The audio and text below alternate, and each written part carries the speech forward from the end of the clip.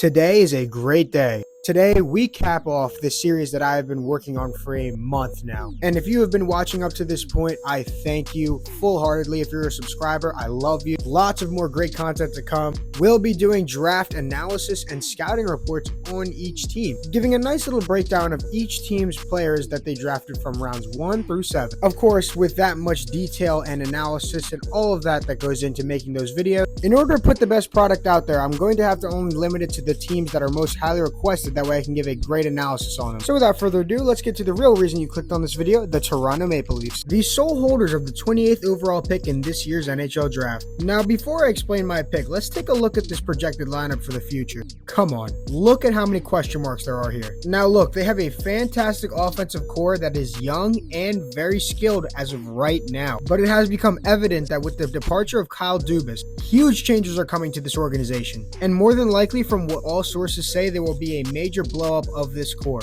Now, with that being said, there will of course be some players that will remain and some that will leave. With the high volatility of that offense, I don't believe that they're going to throw another player into that logjam. And especially with only one pick until the 5th round, they definitely want to get the guy that they're looking for here. But with their best defender under the age of 25 being Liljegren and Connor Timmins, who wasn't even a part of this team, they need some major help when it comes to the back end for the future. Because no matter what happens in the offensive end, you're going to come out on top with at least a few cornerstones to look ahead to. Plus, with Matthew Knies being as fantastic as he's been in college, he's looking for a great upside in the NHL. And while although yes, they do have Riley at 29 years old, who is signed for long term at a decent contract, like I said, at age 29, he will be on the wrong side of 30 very soon. And with that being so, you definitely have to have a contingency plan. And interestingly enough, Morgan Riley is the only player on the entire starting roster to be signed for more than 2 years left on their contract, besides Cal Yarncrook, who is signed for 3, but at 2.1, and he won't be a huge impact player moving forward. So this entire roster is subject to change very soon. And with that being said, in about 3 years, there is no telling what this roster could look like. So this is actually advantageous for them to pick up a defenseman who might be a project player with great upside, because with a whole new roster is going to come a whole lot of changes, whether that be to the overall strategy of the team and or the coaching with tempo and identity mixed in.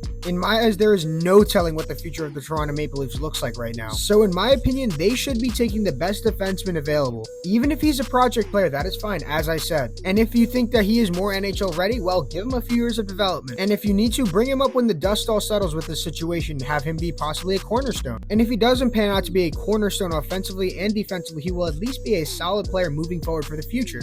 And there are many options that I can get into a little bit here, but the one player that I am positive should still be available for them, who definitely could be a great pickup for them. He is a project player in my opinion, but his upside is phenomenal, and I do believe the Leafs can give him a good amount of time to help develop himself. Enter Oliver Bonk, 6'1", 176-pound defenseman from the London Knights in the OHL. For a defenseman, a young defenseman, he did pretty solid this year with 10 goals, 30 assists, 40 points in 67 games. Not bad for a kid of his frame. Now, although you might be saying 6'1", he doesn't look 6'1" out there. And although he is out there playing with guys like Denver Barkey, who are like 5'8", amongst other players, he does look pretty big. But that's getting into the weeds there. Let's talk about his play style. His edges definitely do need a little bit of work, but he's a solid skater with strong edges. Can absorb physicality and make smart plays off of boards through physicality. He has a booming shot. It is terrifying and accurate from the point. And with his great playmaking ability, he is great at running a power play. And with decent mobility, he's a triple threat in the offensive zone. And with a long reach, he can take up a lot of space and break up passes with his high IQ in the defensive zone. He is a great pick in my eyes, and I think if he's available with the time that Toronto needs to give to this player, his upside would be incredible with this organization. With an unsure future of this franchise and its identity, getting a player like this who can almost seemingly fit into any kind of style or scheme, with a little bit of development and touch up on his edges and footwork, he'll be able to play with whatever lineup they throw at him. Quickly, we can look at Lukas Dragicevic, who would also be a fantastic player, may not be available. Great defenseman for the Tri-City Americans. Needs a lot of work on his defense, but his offensive upside from the defensive end might be the best in the entire draft. His defense is a put-off, but with the time I said that they have to devote to development, he could be a solid pick. If Dmitry Simashev is available, he would be a fantastic pick. Great shutdown defenseman and has shown that he has the tools to be a fantastic offensive defenseman, but definitely needs to develop that part of his game. Like I said, perfect for this team. Tom Willander from Sweden is also another player I think would fit in perfectly with any system. Great offensive upside. I think he's a great pick as well, if he is available. That's all I got for you today. Thank you everyone so much for watching the series. It's meant a lot, and I really hope you guys subscribe and enjoy the other videos I have coming down the pipeline. Comment the team you want to see for the scouting reports.